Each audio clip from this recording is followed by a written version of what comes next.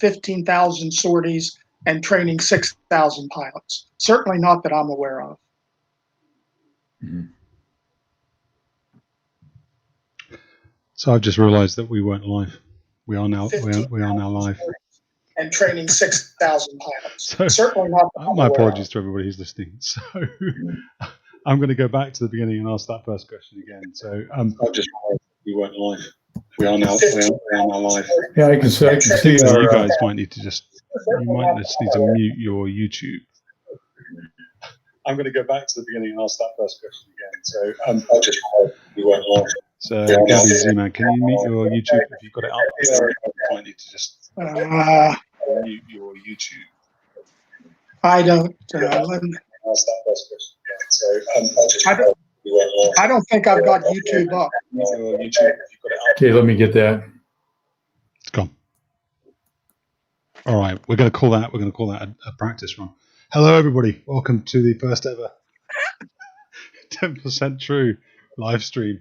This is the second one actually, because the first one was about 5 minutes ago and it wasn't live. So we've been talking to ourselves. It was interesting though. Thank you very much for joining us. We appreciate you coming along. You're probably here because you were watching the Red Eagles reaction video. I hope you enjoyed it. Gabby, Z Man, thank you for your time then. Thank you for your time now. I really appreciate it. Before we launch into the questions, I took a note of all the questions. Feel free to add some questions to the right-hand side of the monitor, the YouTube sort of window, and I'll ask them.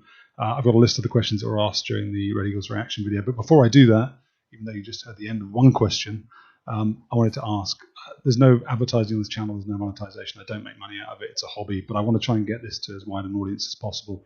And to do that, I really need people to like and subscribe to my channel. So if you think this video is good, if you like the last video, please like it, feel free to share it, but subscribe and hit the notification button, because that generates views for me, which is really the object of the exercise. So without further ado then, let me pull up my list of questions once more. So the first question was from Alba Vieta. What were the main differences in the air between the MiG-21 F-13 and the F-7 that was seen in the footage? You want to take it, Z? Yeah, big differences between the MiG-21 and the F-7. They're very, very, very similar. For the untrained eye, if you walked up to them, you'd think they were the same airplane. Most notable is, of course, the clamshell canopy on the F-7 versus the total canopy that they had on the Russian model. As far as the cockpits, laid out almost identically, pretty good. Some people would say that the Russian one probably flew just a little bit better. You're really splitting hairs to say that. They're very, very close. I think most of us probably, and maybe only because it was Russian built, most people would say they preferred that. I think that was just a normal bias because it was actually Russian versus the F-7 model. But the F-7 had some nice things as far as where the drag chute was at the base of the rudder, stuff like that. They were newer, so they smelled newer, like getting into a brand new car. But to make this short, they basically flew about the same. Yeah. Systems-wise in it, the F-7 was just a little bit heavier. Its engine put out just a little bit more thrust to compensate for that. The deadly high-fix radar had twice the amount of power, which didn't mean virtually anything. As Z mentioned, drag chute was relocated. I think it had a bigger gun in it. I think they might have put a 30 millimeter gun in that. That's one of the things that made it heavy. I'm not sure about that. But there were just a few differences in it. Ejection seat was noticeably better. Mm-hmm. But they flew pretty much the same. The engines, the Russian engines were better because the F-7 engines, within a year or so, 2 of them quit on us. So operator error. Maybe so. Alba Aviator had also asked the question about the difference between the intakes on the a MiG-27 versus, I guess, the MiG-23 MS. And I know you already answered that question when we were live, but not live. But can you just tackle it again quickly for us?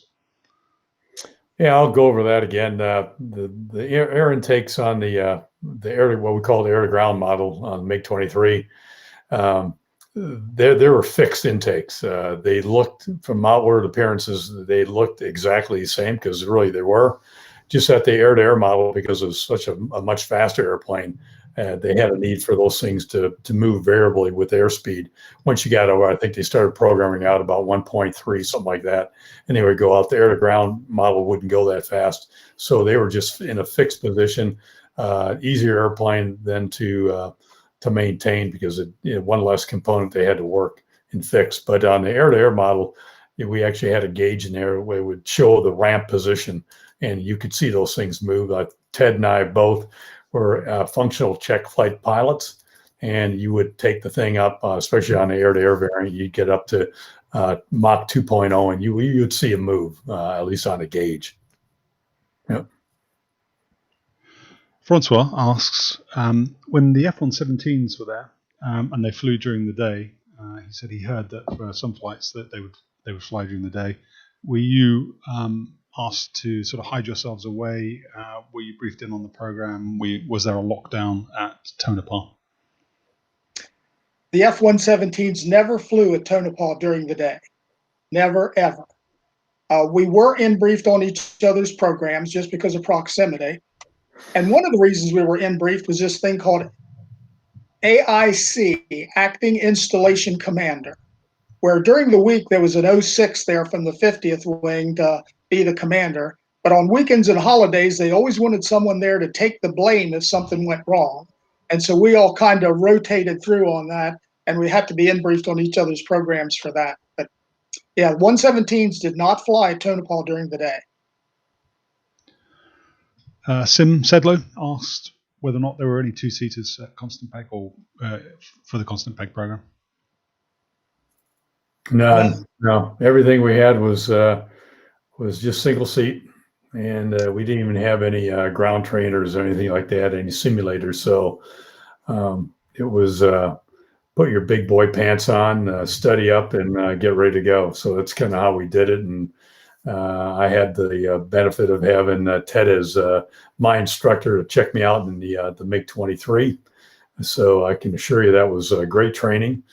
But you would spend a better part of a week going over academics, systems, sitting in the airplane, touchy-feely, touch all the switches, go through the manual, go through the emergency procedures, and of course the normals, engine start, all the way from getting in pre-flight, engine start, taxi out, shut down, everything you could possibly think of, you did sitting in the airplane, of course, without it running. And then came the magic day when you had to put all that together, and you do an engine run, taxi out, slow speed taxi, come back in, do the same thing in the afternoon. At least that's what I had done in the MiG-21. The 21 was a lot harder to taxi and things like that. But the short of it, yeah, we didn't have any two-seat trainers. Everything was single seat. Was it a?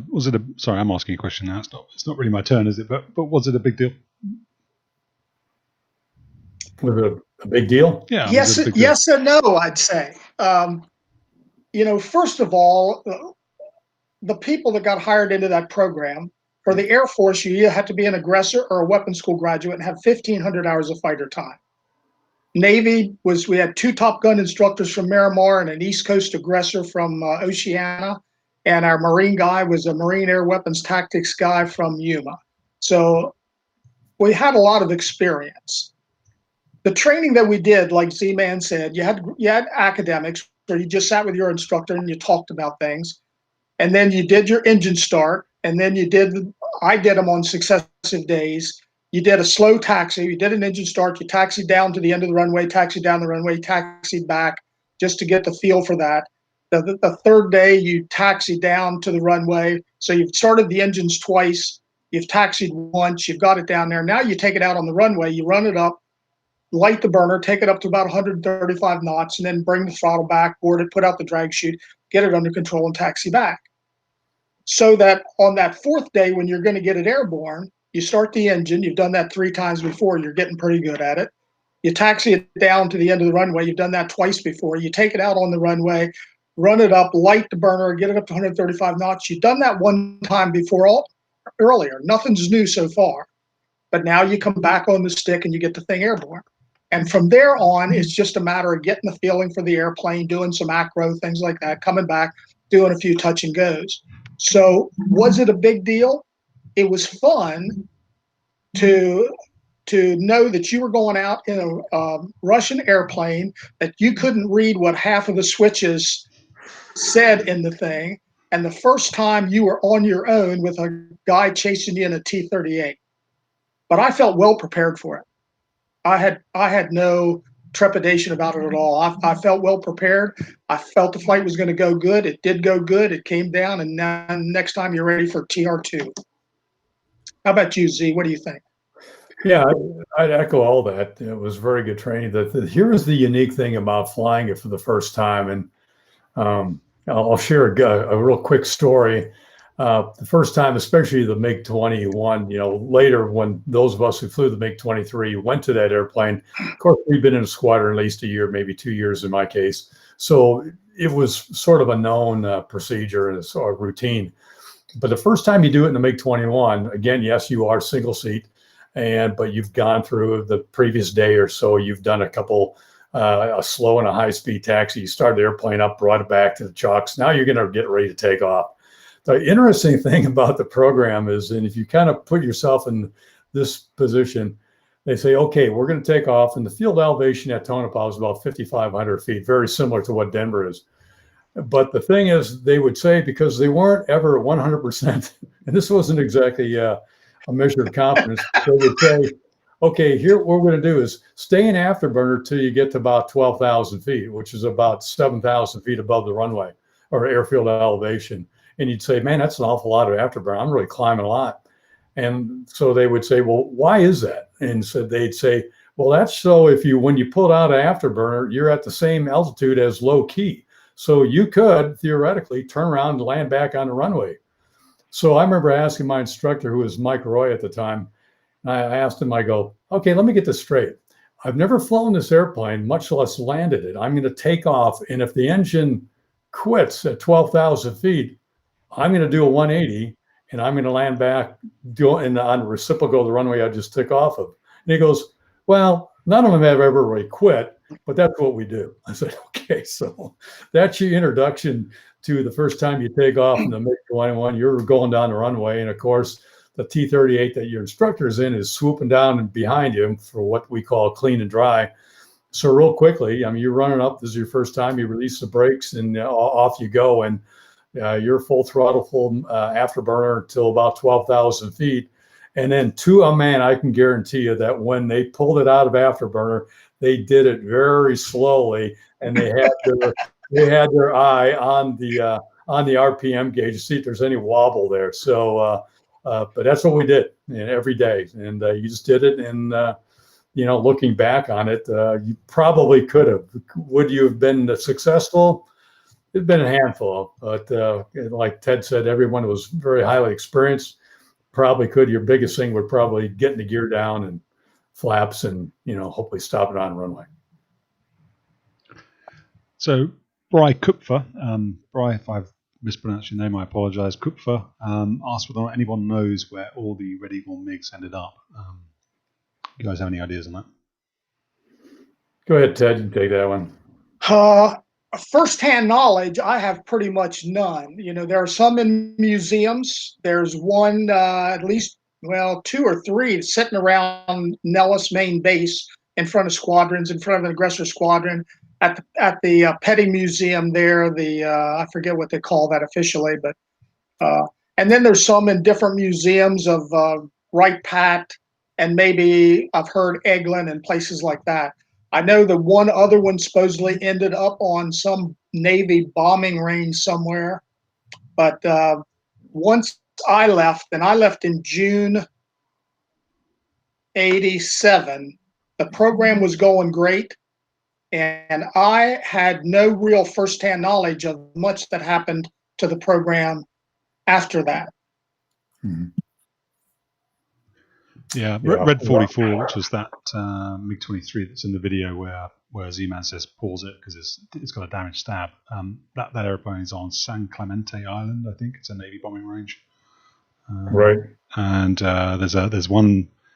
I think the one that's in the petting zoo is now Eglin Armament Museum, the F-13.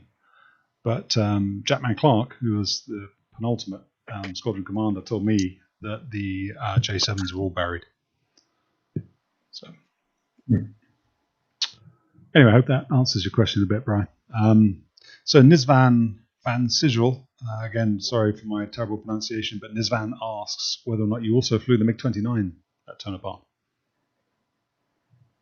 No, we did not. That airplane, whenever it did arrive, it was well after my time, and I believe well after the close of the program, which was spring of '88. So Sim asks also whether or not you ever knew a pilot called Doug Schultz. I think he was somebody who did some contracting. He says flew the MiG-21 up in Canada. He was an American pilot, but was killed flying that on some kind of civilian contract. That name does not ring a bell. It was not part of the Red Eagle program. Another question from Francois. He asks how you feel about the design or the Soviet way of design, I guess the Soviet design philosophy. Was there any point that you thought was particularly good about Soviet aircraft design or fighter design? There were a couple points I thought was good. One of the things with the Soviets was if they had something that worked, they tended to keep it. So little things like the way the brakes worked and the brake gauges, the MiG-17, 21, 23 all had the same thing. So if it worked, they tended to keep it.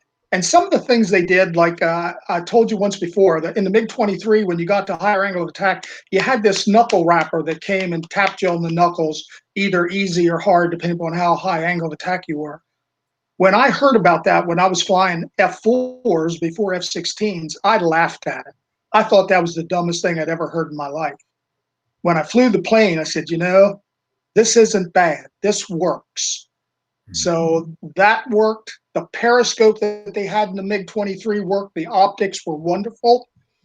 Some of their gauges, the wing sweep gauge that they had in it, which showed where the wings were, where you had commanded them to be, and what the Mach limit was for the wings at that position, I thought was really good. It was good. So there were some things that they did that was good. Their ergonomics, I didn't think was very good. The seat was not very comfortable, especially the MiG-23 seat with the wraparound headrest to restrain your head in an ejection. To look behind you, you have to lean way forward and then look around. And that teal green that they painted the inside of the MiG-23s, that they still paint the inside of the 29s and Su-27s and 35s with, they must have got that paint on sale because it just makes me sick. What about the issue with the fire warning lights in the early days? Maybe predates you, or maybe it existed still when you were there. But weren't there lots of erroneous and sporadic fire warning lights going on? We had particularly not in the MiG-21. I don't recall any, but on the MiG-23 we had quite a few. And Gabby will back me up on this and correct me if I'm wrong, but basically, we had two warning systems. We had the Russian system, which in our case was very, very reliable. If you got that, we used to call it the oh shit light, because it was really the real deal.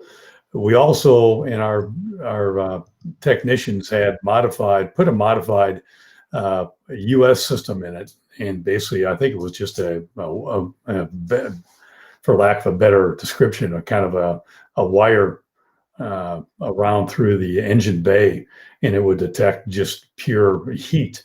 Well, that one, if it would get out around, or exactly, I don't know exactly what happened, but if it would touch a hot section, it would give you a false fire light. And I've got plenty of false fire lights in the MiG-23. It became at least for myself, and I won't pretend to speak for anyone else, but if you got one of the U.S. system fire warning lights on, you generally speaking, I recall is you pulled out afterburner. If it went out, you kept flying. If it didn't go out, then you kind of bring it back to base. And because what would happen is we didn't have as many flyable MiG-23s as they had 21s. And if you brought it back and grounded the airplane and wrote it up for every little errant you had like that, the airplane, you wouldn't fly very often. So we like to fly. So you would come back with one of those and you just whisper to the crew chief and say, hey, go check the wire in the back here and make sure it's not touching the hot section, because I got a fire warning or while I was in there. As soon as I came out of afterburner, it went away. And but again, if the Russian one came on, that was a real deal. I never had any of those. In all my sorties, I never had any fire lights on in the plane. We had this one. I remember what Z was saying here about their system and our system. And I think we modified either an F4 or a C-141 engine to get that fire warning system to try to make that work for us. One other thing I seem to remember was, and I don't remember if it was 21 or 23, some of their fire warning systems had a system that actually detected optical flame. Now that is a brain cell that's way back in the back right now. So I think that's right, I'm not terribly sure about that, but I seem to remember that. And we had one of the MiG-23s that we had trouble with all the time. We called it the Firelight Express. And Shai Shervanik FCF that thing, I bet 8 or 10 times. And we used to take a pool.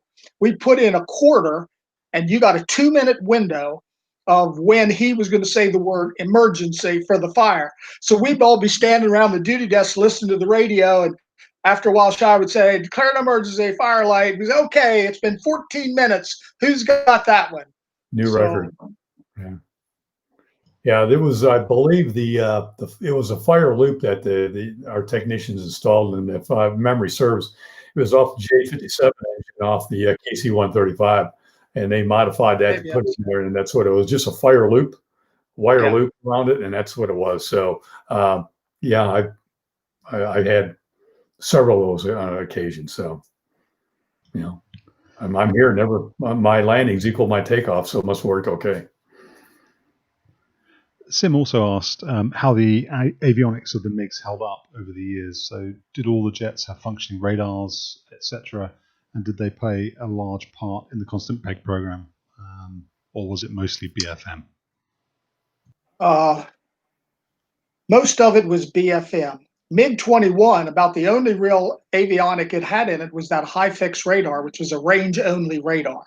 It had a lead computing site in it, but that was really difficult to use for a tracking type gunshot. MiG-23BN, the ground model, had no real avionics that we used. It had lasers and stuff in the nose, but we didn't use that. And the air model had the Jaybird radar. Mm-hmm. And the maintenance guys tried their best to get those working, but I would imagine, in looking back on mine, it maybe only worked in 1 out of 3 sorties that I flew in an air model. And I only flew, of 3 sorties that I flew total, 2 of those would have been ground model, probably 1 air model. We flew the ground models. They seemed to fly more than the air models did. But it was kind of a treat when you would get an air model with a radar that worked, and you could actually go out and try to lock somebody up on an intercept. That was actually moderately rare. Yeah. Kevin R. asks, is there any particular or individual MiG or Sukhoi type that was part of the program but remains classified? If it remained classified, we couldn't talk about it, could we? Yeah. Not that I'm aware of. Yeah. Me neither. And another from Kevin. Was the individual history or the history of each individual jet well known to the pilots, i.e. where it came from, how it was acquired, and was there a written history for each airplane? The short answer is no. There were a few that we had heard about that had some kind of history where we'd gotten them from, but for the majority, no, we really didn't know.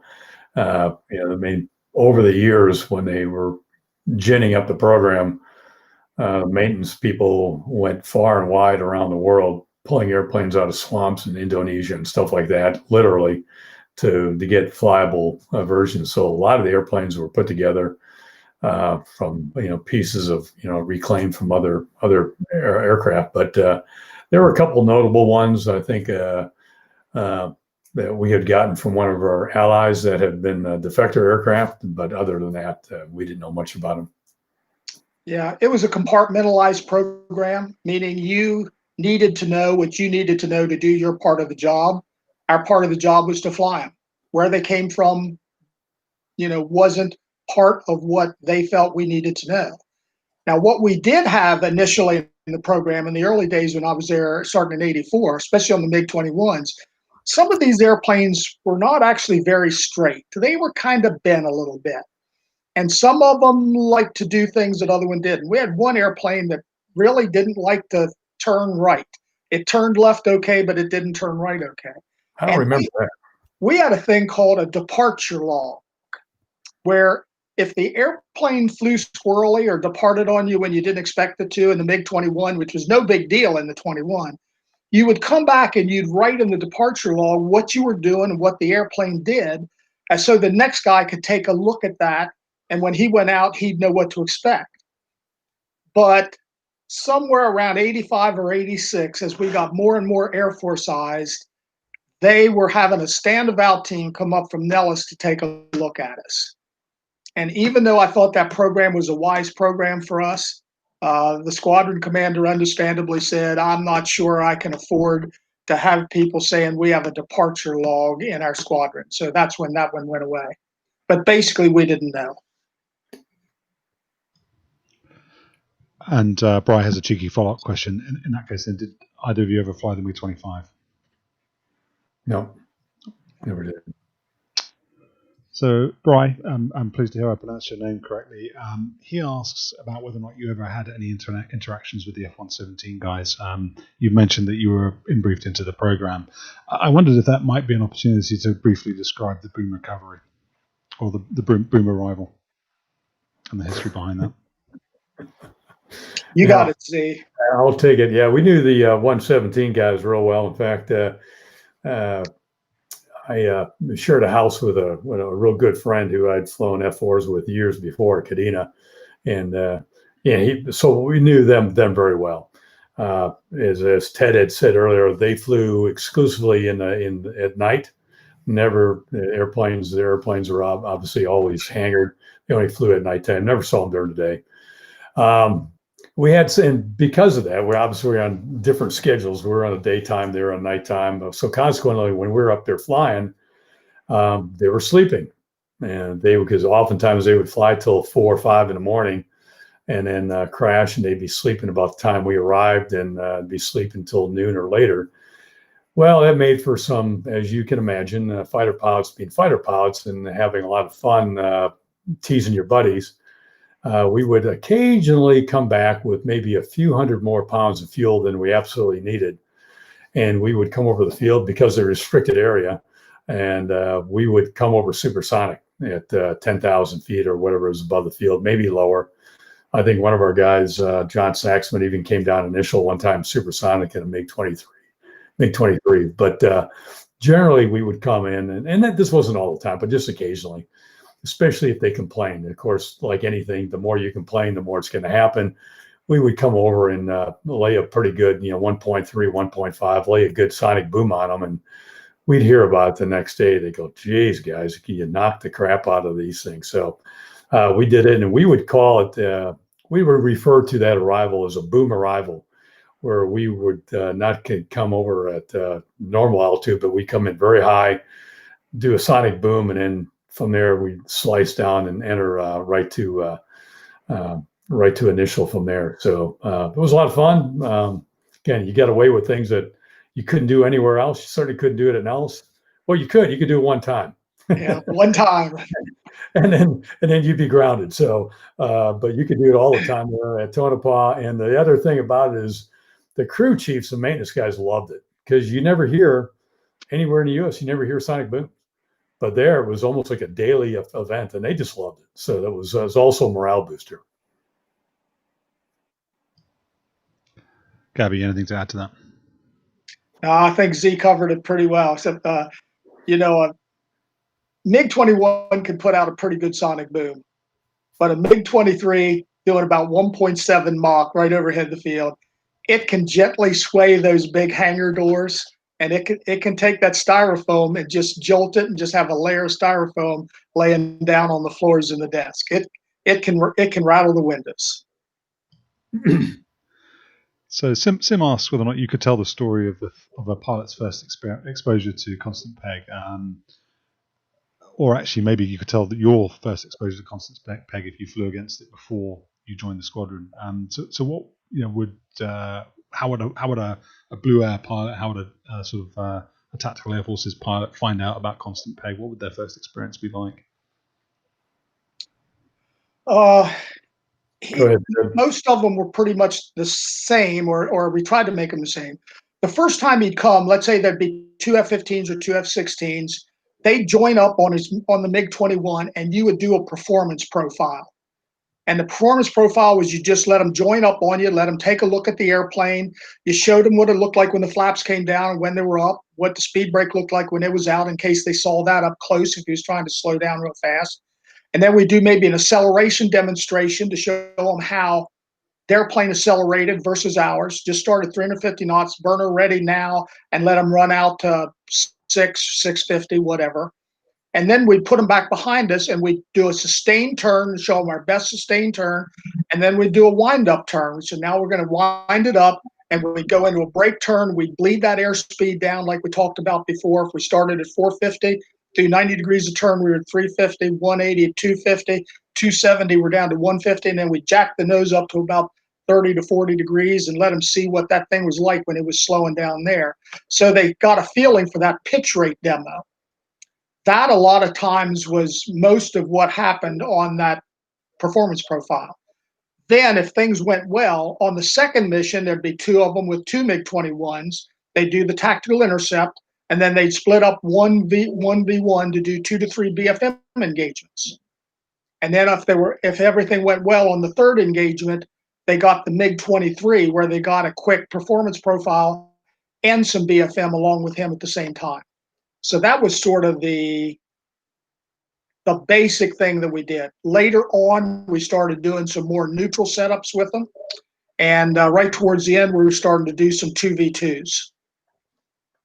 I think the question that I'll take my hack at answering it that Steve asked is, if I understand the question correctly, what was the first idea that you're going to fly against the MiG? I think that's what they're. And so here's typically what happened. If a squadron, say, was going to deploy to Nellis for constant peg, typically majority of people in the squadron, if they had never been involved with constant peg, had no idea what they were going to go out there and do. They would hear rumors. That's true. They would hear that. But officially, and this is why the program was so successful, no one really talked about it outside of Nellis, outside the confines of the program.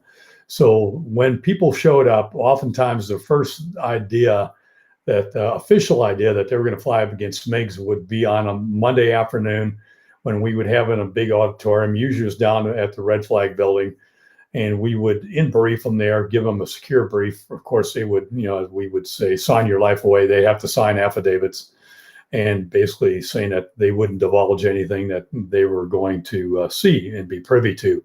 And right after that, we would say, okay, what you're here for this week, you're going to fight against this. And it was usually pretty impressive, because for a while we had a video, we'd put it up, and it would show some video similar to what Steve had shown earlier of MiGs taxiing around, MiGs flying, a lot of still photos of the airplanes. And quite often you would see people, you would hear the murmurs in the crowd that, oh my God, we're actually fighting against these. Because most times they thought they're going to come out and fight against the aggressors. So that was their first official exposure, that they were going to fight against MiGs. And then the ensuing hour or 2 hours, they get a one-on-one briefing from either like myself, if I was flying the MiG-21 and I was scheduled to brief them on the MiG-21, I would, if I say there was a squadron of F-15 or maybe a mixture, of F-15, F-16, or maybe even Marine F-18 pilots in the room, you would talk to each one and how their aircraft would fight against that airplane.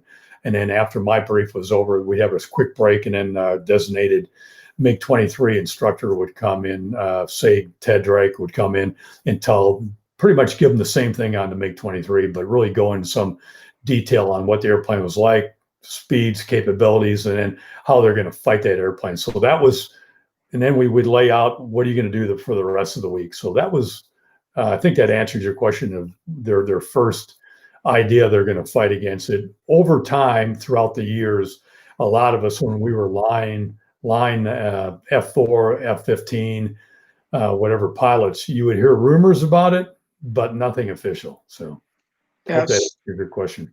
Sometimes they'd actually just show up for red flag in the early days, and you'd pull a couple of them down and say, report to this trailer at 7 o'clock tomorrow morning. And we'd give those briefings. And remember, in the early days, Z, we did it in that other trailer in that small room that we called the Coliseum. Yeah. But yeah, and then you'd give them that security in brief, maybe a quick local area brief if they hadn't had one. And the next slide that comes up might be Rob Zettel standing in front of a MiG-21 with Captain Zettel on the canopy rail, below the canopy. So that tended to give you a little bit of credibility as to what you were going to talk about. And a lot of times we didn't talk about what the airplane could do as much as what it did well, what we liked to do with it and why, and what it could do, but what it didn't do well and why we didn't like to do that with it. Mm-hmm. Yep. I'm going to ask the questions in the order in which they've been asked here, but I think we're going to come back to that sort of thing around performance and around the sort of things that you were doing in the air. But back to the list then.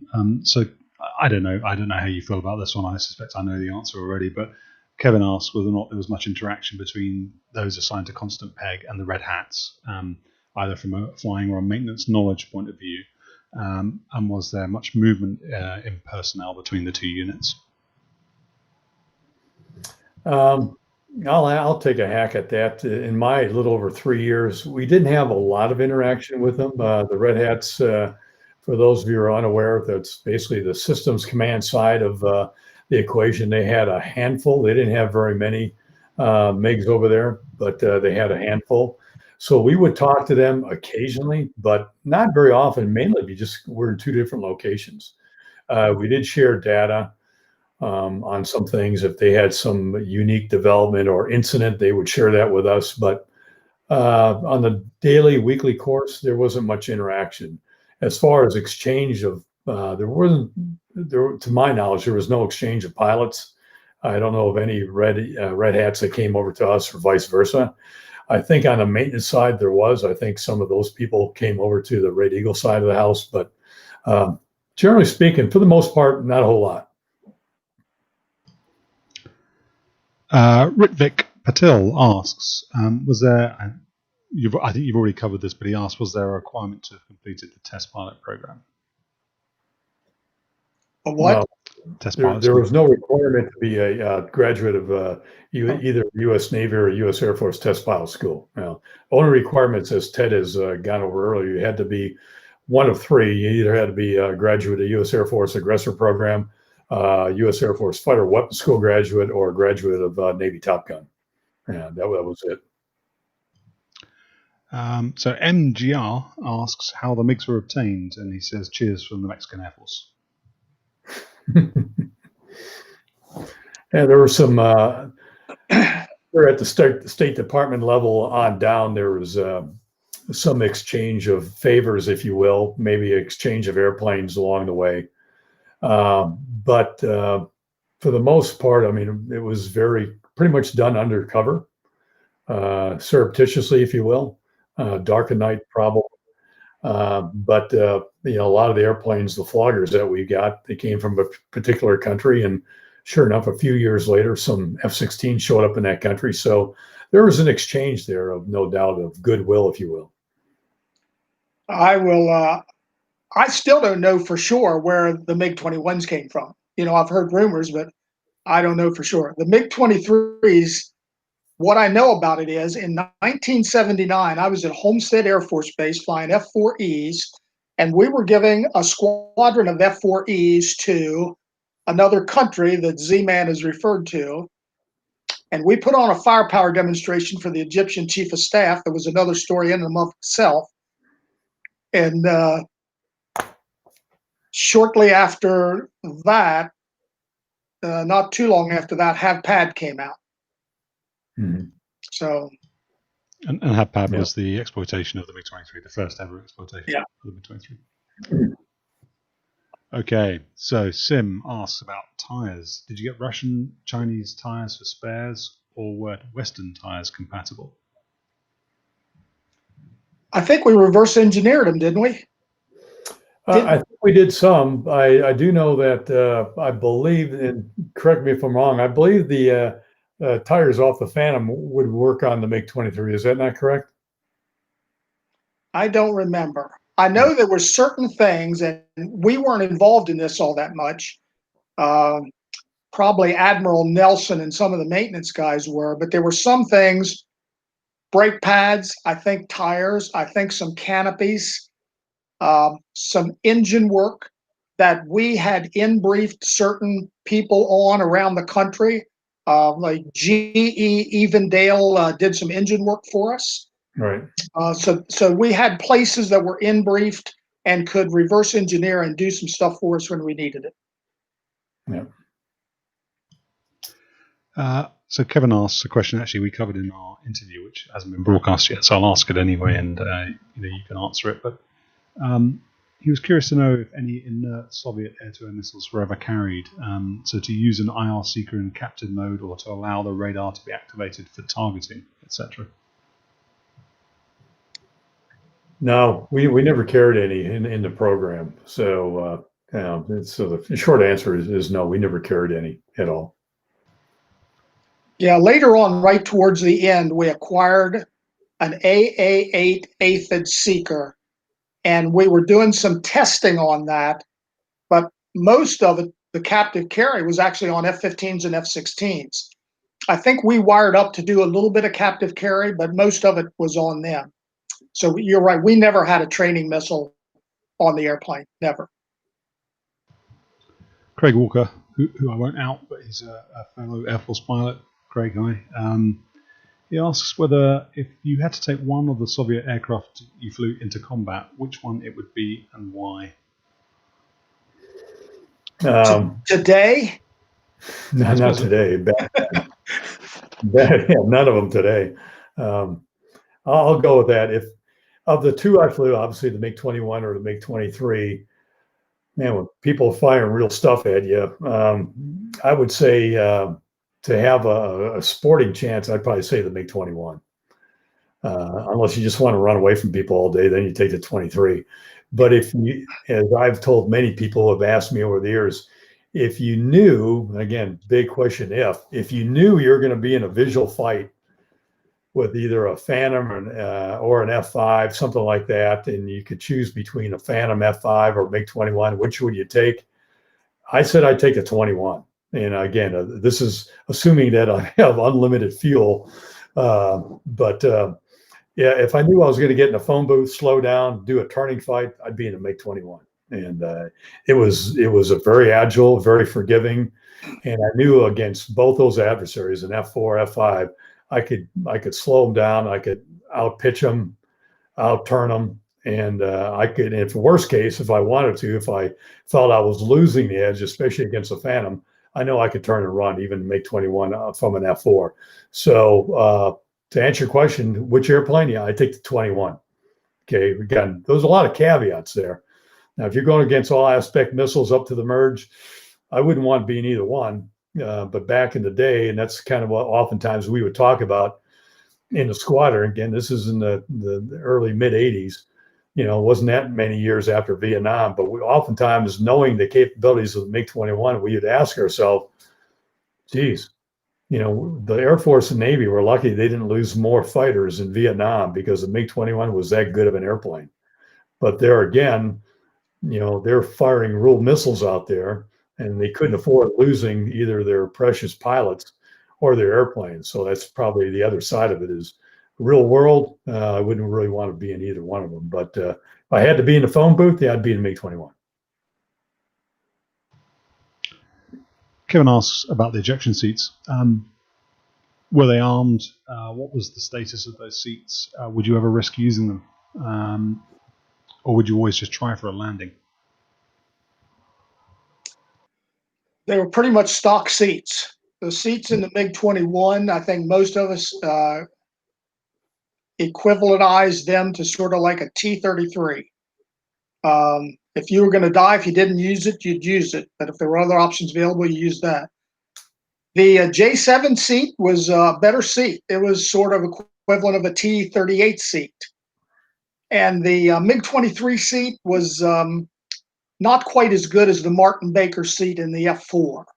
But because the MiG-23 was so fast, a lot of their, or out of control because of angle of attack, a number of their ejections were not in a good envelope. So a lot of their statistics weren't as good.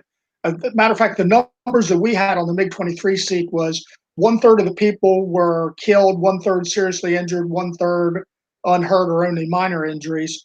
I've since communicated with some people that actually flew them in like the East German Air Force and stuff, and they said the statistics were better than that on the seat.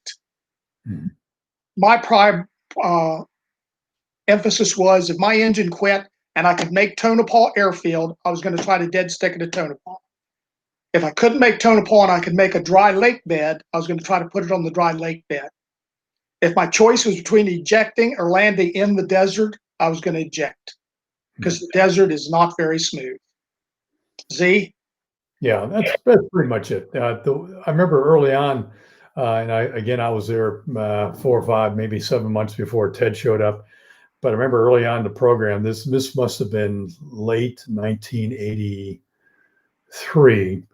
We had Orv Prinz, even one of our Navy guys, was flying the MiG-21 one day, and I was actually in the back seat with George Jennin in a T-38, and I think Orv was just getting kind of requalled because the MiG-23 had been grounded. So he's getting requalled to MiG-21. We were out there chasing him, and all of a sudden he goes, "Hey, something just happened." And what happened is one of the explosive cartridges from the seat of MiG-21 just went off, but it was one of the small ones. It wasn't the ones that put you out of the seat. It was one of the things that separated, I think, the seat from the aircraft. But whatever. The bottom line of the story is we got back and they went through and all the cartridges of all the seats in the MiG-21s had to be taken off. So that aircraft, once they did an inspection, they found that there were most likely quite a few that were well past their shelf life, if you will. And I know we had a big program going on with the munitions place up in Indian Head, Maryland, to go ahead and design and reverse engineer some cartridges for those seats. And that was a pretty good program that took some time to get brand new cartridges for all those seats. So that was probably the limiting factor on those seats, was just how old are those cartridges. Some of those cartridges they figured probably had been in there 20 years. Here's an interesting one from Lakis Strikes, cool name. He asks, esteemed guests, who seemed to fare best against the MiG-21, the Air Force, Navy, or Marines? Well, the Air Force did. Navy and Marines were terrible. To answer your question, it depends. It depends on the airplane and obviously the experience of the pilot. Gabby, do you have anything to add to that? That's you couldn't really say one was better than the other. Yeah, I don't think so either. We'd have some units that were a little bit better, maybe because they had prepared a little bit better for it coming in or something, but it wasn't uncommon. Tuesday was mostly performance profiles, maybe a little BFM. Wednesday was a little more BFM. It wasn't uncommon when we get back to the squadron in Ellis to do the face-to-face debriefs where it looked like there had been a death in the family for the visiting detachments, where they had not flown the way they figured they would fly. A lot of it because they were sightseeing instead of flying, and they were disappointed. But by Thursday, things were looking up, And by Friday, most of the time when we came in the squadrons, I mean, they're high-fiving each other and slapping each other on the back and everything else. And they were pretty happy with the way the week went. And that was the way we liked it. Yeah, I've got a real quick, a kind of a funny story on that. And that's exactly right. But this particular story, we had the F-15 RTU training squadron from down at Luke came up. I think it was the 426th training squadron. They came up, and I was actually on out with one of their instructors. And again, these guys were used to not flying a lot of BFM. They would do some with students going through the F-15 course. So they didn't do very much BFM. So now they're coming up fighting against MiG-21s. And that's pretty much all we did besides do tactical intercepts. So we were really at the top of their game, and it was really a buzzsaw they were running through. Well, one particular gentleman I set up with, his first engagement was an offensive setup for him in his clean F-15A model. So he's coming in on me, and he doesn't do very well. And I turned the cards on him, and I end up gunning him, after he started off offensive. So we did that again. And then I said, okay, we've got time. You want one defensive setup? And he says, no, I think I'm getting those on the offense. So he didn't. I still remember the guy. I will not mention his name, but it was a great one. But but that was pretty much it. And just like Ted said, for those units that had spun up and did some workup, especially for the Navy, and they were kind of at the top of their game, ready to go out on the boat, they're usually pretty good. But those, again, who hadn't done, or if they were coming from an air-to-ground unit, hadn't done that at all, yeah, they kind of suffered, But so it really depends, Well, we even went against I think it was every 12 weeks we had Air Force fighter weapons school, whether it be F-15, F-16. Even had some F-4s for a while would come up every 12 weeks for a whole week, their students. And even there, they would sometimes struggle against the MiG-21 from on an offensive or especially a defensive setup. So that was kind of got back to the first day when you briefed them on how to fight their airplane. We would tell them, hey, if you're starting off defensive against a MiG-21 who's coming in at you, going 400 knots. If you want to go a single circle with that guy, good luck, because that's what he does real well, and that's not what you do well. But sooner or later, you want to see it. Kind of like Ted says, your mom tells you not to touch that hot stove, but you're bound determined to touch the hot stove because you just have to prove it to yourself. They would do it, and they usually left a lasting impression. Z Man, Gabby, we're approaching the top of the hour. Do you have another half an hour? Oh, yeah, sure. All right. Yep, me too. We'll keep going. Okay, thanks. So, Francois asks whether or not you were aware of the MiG Squadron before you joined it, the existence of the MiG Squadron before you joined it. What sort of rumors were going around the fighter community about that? Well, for me, I went through F-4 fighter weapons school in '77. And we were scheduled to fly against the MiGs then before the article came out in Aviation Week and they grounded them. So that was the first time I was aware of it. From there, then I went to Homestead, and then I came back to Nellis in the F-16. And after a year or so there, I was the chief of wing weapons in the fighter weapons school. Chief of wing weapons in the 474th Wing. So I was the wing's point of contact with Constant Peg. So I worked with them fairly regularly on exposures and things then.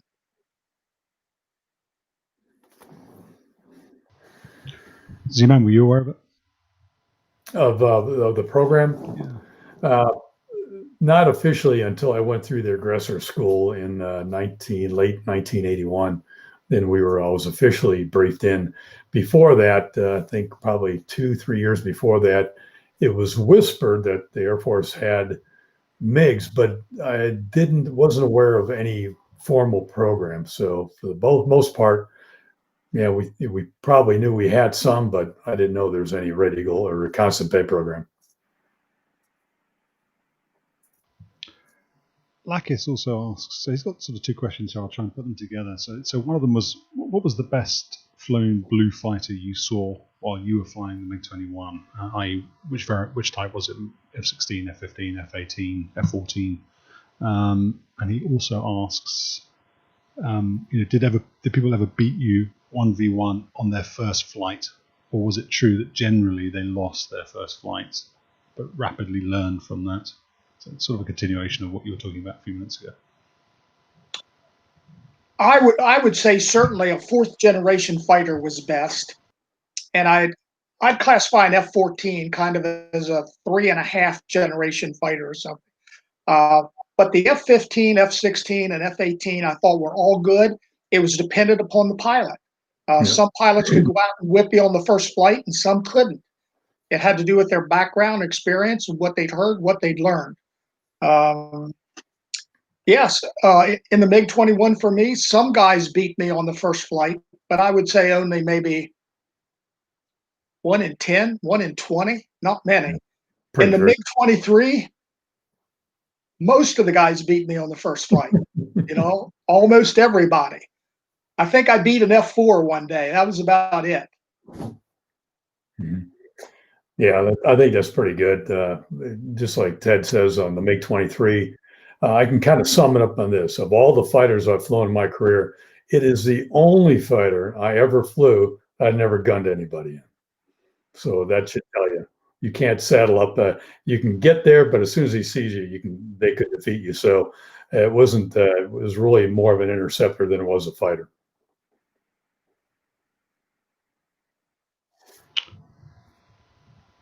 So Jin Zhang asks how much of the DACT sources were done using Soviet tactics versus Western tactics, or integrating Western doctrine.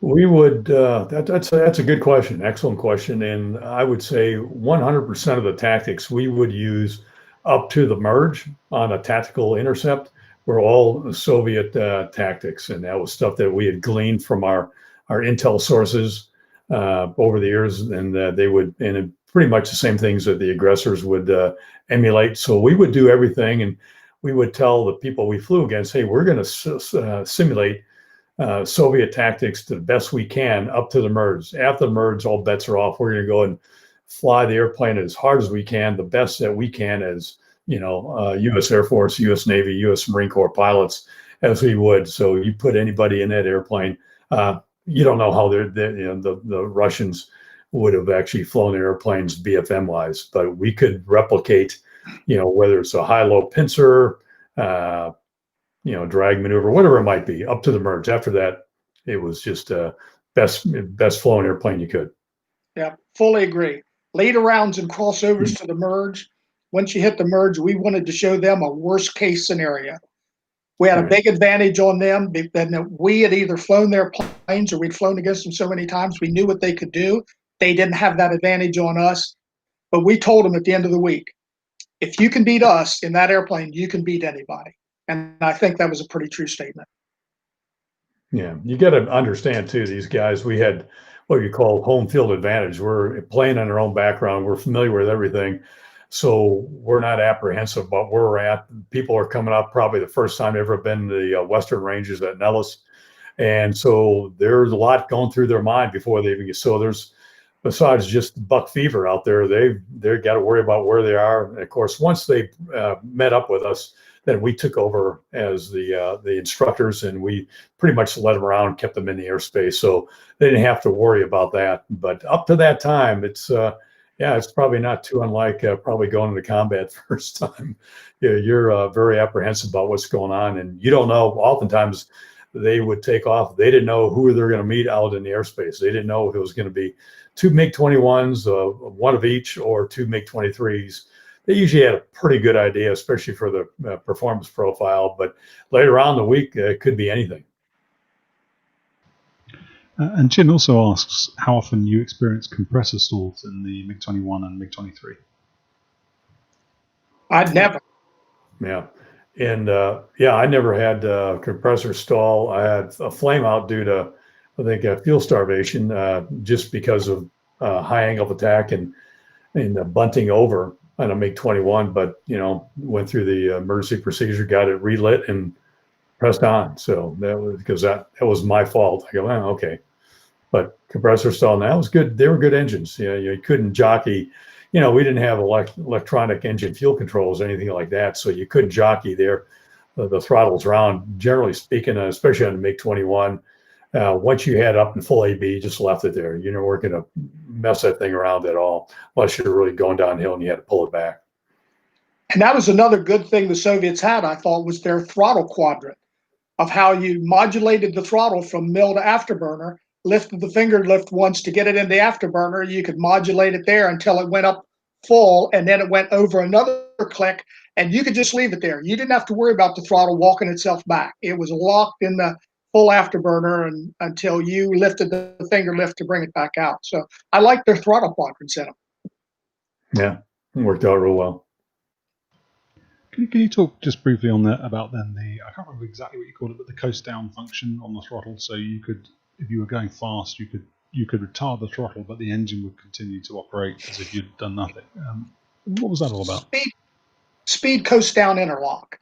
Our engines have the same thing. They don't like to go from like 1.5 Mach and then have all of a sudden no thrust coming out with all that air going in the engine just piling up. So if you were above 1.5 Mach in the air model or 1.15 Mach in the ground model, and you brought the throttle to idle, the afterburner blew out, but the core engine stayed at 97 plus or minus 1 until you got down below those limits. And then the engine would come back to idle. So that was some of the things we checked on the functional check flights on. Mm-hmm. Yep. Jin's got a sort of trio of questions on the MiG-23, so I'll do them all in one go, and hopefully you'll remember what they are. But cockpit visibility, what was it like? Could you control the wing sweep manually in the MiG-23? And what was the optimal altitude and performance for the MiG-23? And he also asked that about the MiG-21 too. So what was the cockpit visibility like? Could you sweep the wings back manually, and where did they perform best? For the MiG-23, a lot to unpack there. The visibility out of neither one of them was, well, if you were looking forward, it was okay. When you tried to look back, there was restrictions. You just didn't have as good of visibility back as you do in an F-15 or an F-16, where you can turn around right and see your left wingtip.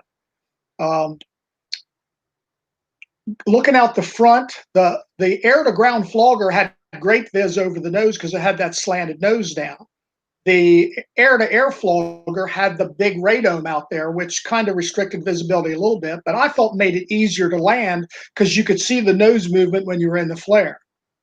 Wing sweep, could you control it manually? That's the only way you could control it. There was no automatic function. There was, I don't know if you can see my hand, down by your left hip, there was a ball on a spring, and it could slide forward and back, and there were 3 detents, 16, 45, and 72. So if you were at 45 degrees and you wanted to go to 16, you pushed the ball down, slid it forward till it got to the next detent, and it popped up, and the wings would sweep at about 3 degrees a second. They'd sweep forward to that. If you wanted to put it at an intermediate position, if you wanted to put your wings at 30 degrees or 27.2 degrees, you could do that. God only knows why, but you could. But it was total manual on where you put the wings. But so it's interesting then, because the nose cone in the MiG-21 was scheduled by Mach. Is that correct? So that would go in and out to control the shockwaves. So, but that was automatic with the wind sweep, which was what sort of dictated by Alpha or by Mach.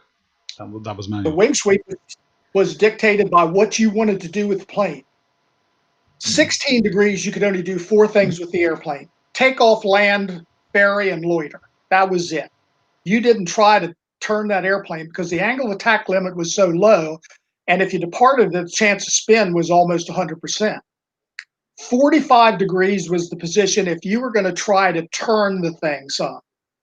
And if you didn't want to turn it, but you wanted to go fast, really, really fast, you put it into burner, pulled the wings to 72 degrees, unloaded it to get the nose down, and it would accelerate then. So. And what about then optimum altitude for the MiG-21 and the MiG-23? Where would you want to be if you were going to fight them? First of all, a turning fight with a MiG-23 is not the thing you want to do, so there was no optimum altitude. I'd say probably down around 5,000 to 10,000 feet would probably be where you'd want to be if you wanted to turn. if you wanted to accelerate, you'd like to have some altitude below you so you can unload to get down to go there. But there was no real altitude that we said, this is great. We started most of our fights around 15 to 20,000 feet, which put us around 10 or 15,000 above the ground, gave you some, so you didn't hit the floor out there, which was 5,000 feet. But there wasn't really any great altitude for that plane. Do you think so, Z? No, not really. There was, I think you may have misspoke. I think you said if you didn't want to get in a turning fight with a MiG-23. I would like to get in a turning fight with a MiG-20. I think you meant MiG-21. But there really wasn't any ideal. It was really more of a cornering velocity. If I were in an F-15 fighting against a MiG-21, I like to take them high altitude because I had a much better lift and he'd follow the sky. So a better altitude for the MiG-21 would probably be someplace down below 15 to 10,000 feet would be pretty good. You could really do well. It would negate some of the benefits of some of the other, higher performance fighters. But yeah, generally speaking, we didn't really think in terms of that. It was really more about airspeed. MiG-21 was a very good performer, pretty much all altitudes. So pretty good. 23, not so much, So Vico Villac asks whether it was true that the only limiting factor for the MiG-23's top speed was the canopy limit. Is that true? I'm not actually sure what the top limit was for. I think it was actually limited by the fuel pump. Its limit, as I recall, was 2.35 Mach, and I forget what it was in calibrated airspeed lower, 750, 800, and 750 in training, 800 or 8 something in combat. But it would flat out run right straight through those limits. I mean, and we typically didn't take them too much up to 2.35. We do it every once in a while if we were messing around or something. But Z, I don't remember what the actual limit on it was. Do you? No, I don't recall as far as what the limiting factor was. So your guess is as good as mine. I'm sure at one point we probably knew way back in the day. It could have been a canopy. It probably makes sense.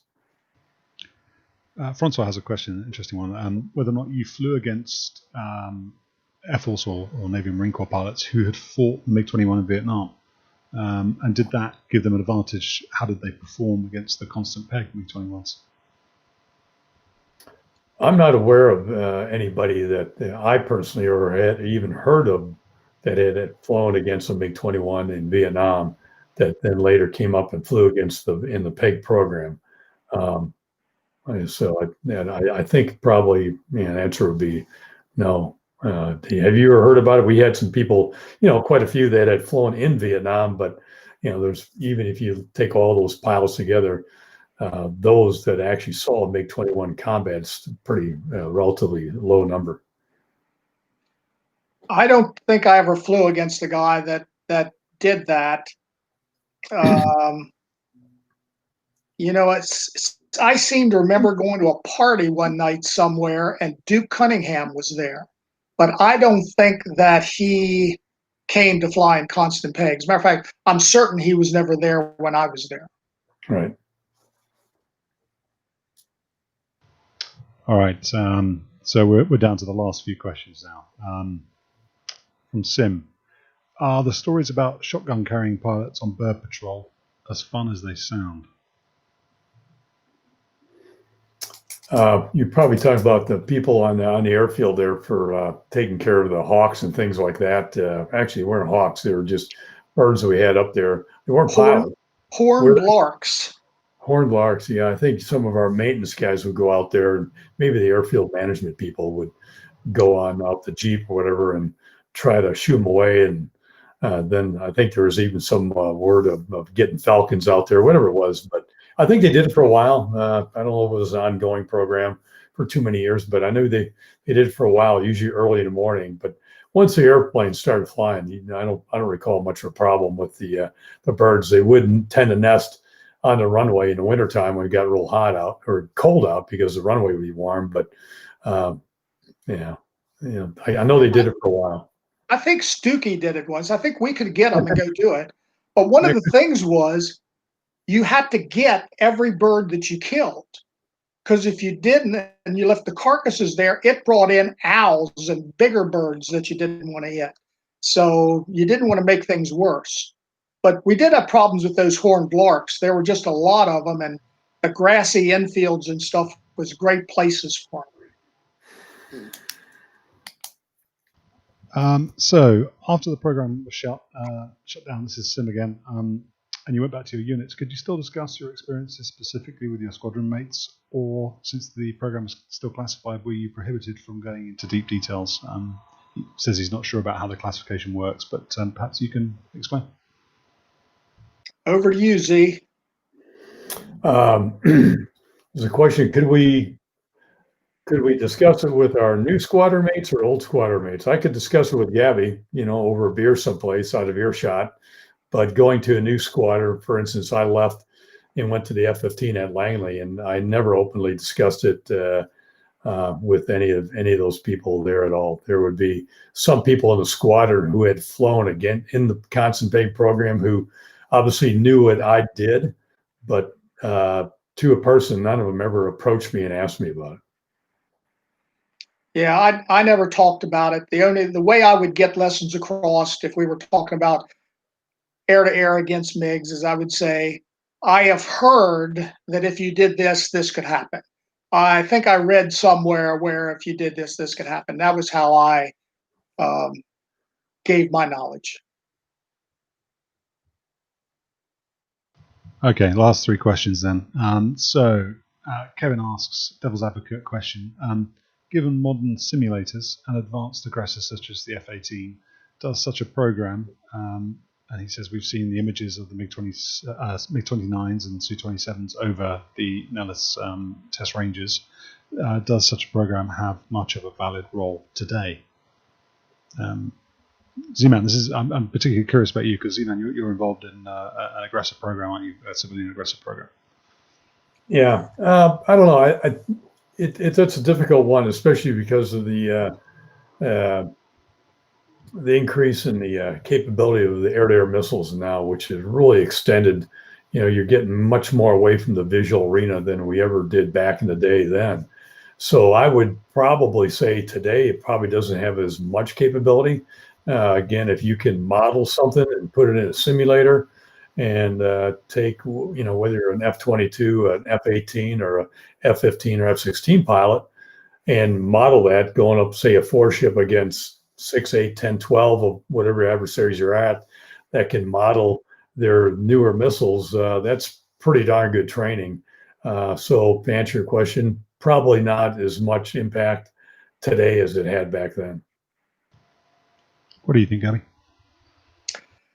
I haven't been exposed to the newer simulators, so I don't really know how much they can simulate. If they can simulate, the visual stuff with them with stars on their tails or whatever type of insignia that you're going against, then I agree with Z-Man. It probably is less important. And part of our emphasis not only was on the maneuvering of the airplane, but just in letting the guy see an enemy airplane up close, really in the air, and let him take a look at it and say, it is different, but it's just another airplane. Right. So with the newer sims, I think probably they can do a lot of that there. Yeah, and the other thing too, you got to remember the era in which this went on. This is the height of the Cold War. You just didn't see Russian airplanes outside the Soviet bloc hardly at all, and you knew much less about them. But now, so many countries have Su-30s, Su-35s, things like that, MiG-29s. So they're pretty commonplace at almost any air show. So the uniqueness of it today is not near what it was back then. And so it had a much more impressive impact back then. Question. This is the penultimate question from, let's see here, Sam Losco, who is a former B-52H avionics maintainer. Sam, hi. He asked whether or not the program consisted of just flying against other fighters, or would bombers train against you too, or would there be any ECM tactics training? No ECM stuff. We flew against a couple F-111s. That was as close to bombers as we got, and I think we had a couple missions against some A-10s, but most of them were fighters. Mm-hmm. Yep. There were the sort of electronic warfare ranges just to the east of you, though, weren't there? You never did anything in there at all? No, we didn't. They were mostly up during red flags. They're very expensive. They're like $7,000 an hour to use that range space, whereas like 71 and 76, I think it was like $500 an hour. And the Dets had to pay for that. You know, when they came in, they paid for the range space. That was one of the reasons we didn't fly any more sorties than we did. We could have flown more MiG-21 sorties, but we didn't have the range space. So, final question then from Francois. If the wings of the MiG-23 would happen to get stuck in the 70-degree position in flight, what was the procedure to deal with it? I'm not sure I remember, but I think the procedure, if you couldn't get it north of 45 or forward of 45, was to eject. You just couldn't do it because basically you couldn't control the airplane back at 72, but you had a chance at 45. That's why when I had that main hydraulic failure in the MiG-23, the most important part was trying to get it forward with what residual hydraulic fluid I had. Obviously, I did, but that was the big thing because we did talk about that because that was a real compound emergency. You couldn't get the wings forward. Even the Soviet manual says recommended eject. You know, I think I might have tried it though, just to keep from using that seat. Tail would have probably hit first at 240 knots or something, but I don't know. Because when I came down, even on that emergency, and even I did get them full forward. My speed on final was at 16 degrees full forward. My speed on final was 210. I just can't imagine what it'd be. I would not do it at 72. Yeah. Why was it? Because you couldn't get the flaps down? Yeah. Yeah. You would have been in excess of 250 or 260, and your gear wouldn't handle that. Yeah. I think for everybody listening, you tell Z-Man, I think you tell that story in my interview with you and Gabby, which I'll publish in the next week or so. So if anybody's curious to know what happened on that sortie, Z-Man does explain it in the interview we did. Z-Man, Gabby, thank you so much for joining us. Really appreciate your time. And to everybody who's joined the call, thank you so much for taking the time to come and listen to this live stream. Thank you for posting your questions. Really appreciate it. And as a parting request, if you haven't already, please like, subscribe, and feel free to share. Thanks ever so much for your time. Cheers.